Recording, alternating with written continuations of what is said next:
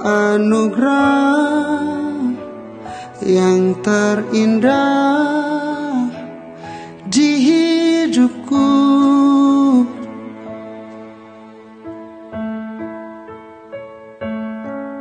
sehatlah kau selalu, bahagialah selalu, bersyukurlah selalu sayangku.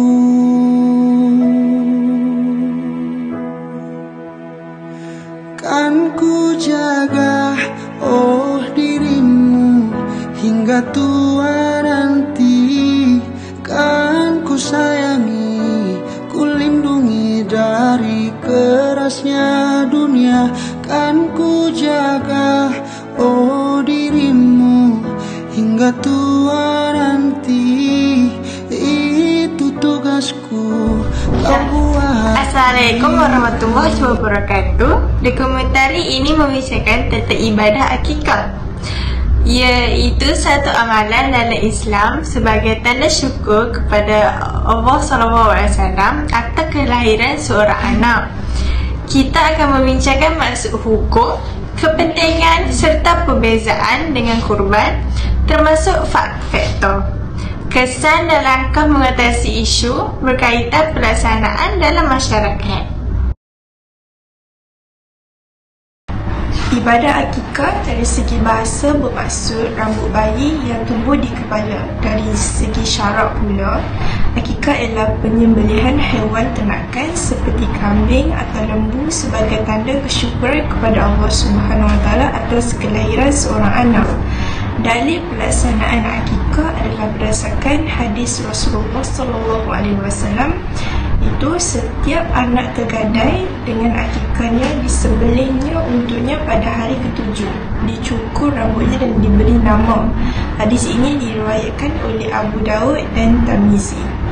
Dari segi hukum, jumhur ulama berpendapat bahawa akikah adalah sunat muakkad, iaitu sangat digalakkan bagi mereka yang mampu.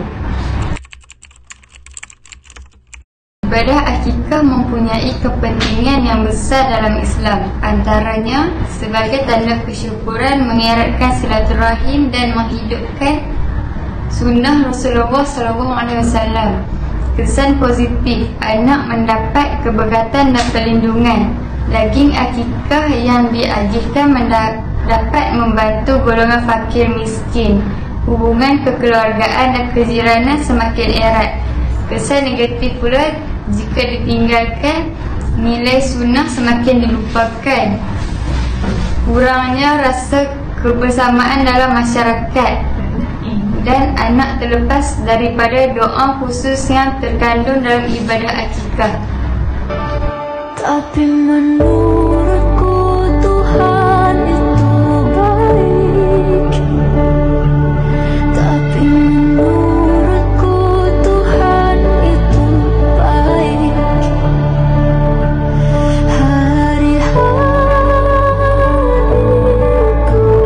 Terdapat beberapa perbezaan antara akikah dan korban. Pertama, tujuan akikah tanda syukur atas kelahiran anak, manakala korban ibadah khusus Aidiladha. Kedua, masa pelaksanaan akikah sebaiknya pada hari ke-7 selepas kelahiran, sedangkan korban hanya pada 10 hingga 3 Zulhijjah. Ketiga, hukum daging. Daging akikah sunat dimasak dulu, manakala daging korban lebih utama diagihkan secara mentah.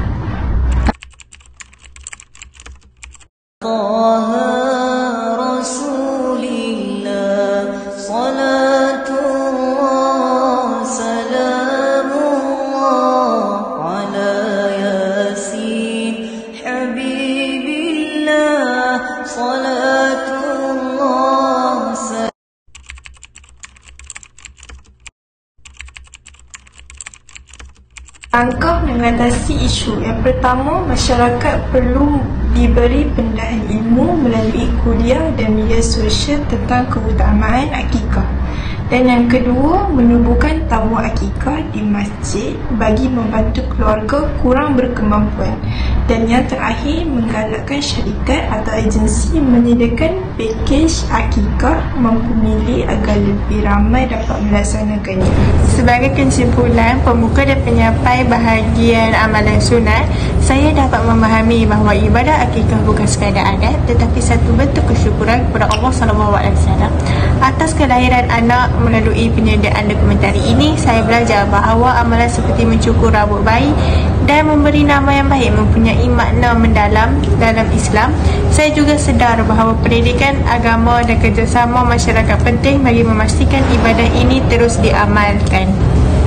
Daripada bahagian pengertian, dalil dan hukum akikah, saya dapat simpulkan bahawa akikah merupakan sunnah muakkad yang sangat digalakkan bagi umat Islam.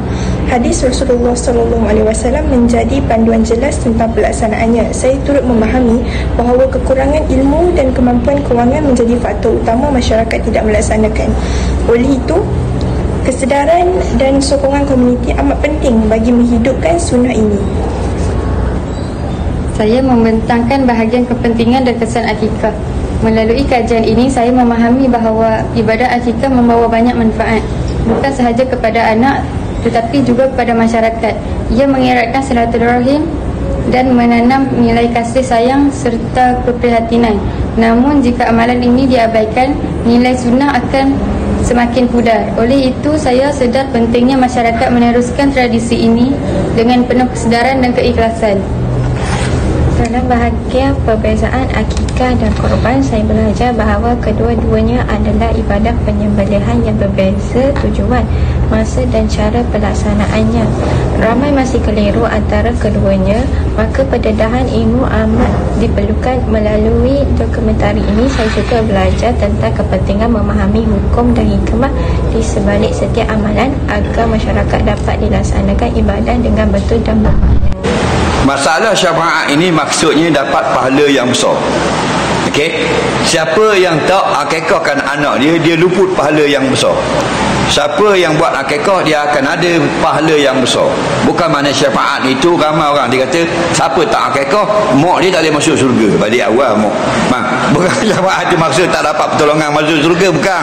Maksudnya dapat kelebihan yang banyak. Jadi orang yang mampu berakikahlah anak yang dapat, supaya tak luput daripada syafaat yang bermaksud kelebihan yang besar di akhirat. Semoga dokumentari ini memberi pahaman kepada kita semua tentang kepentingan akikah.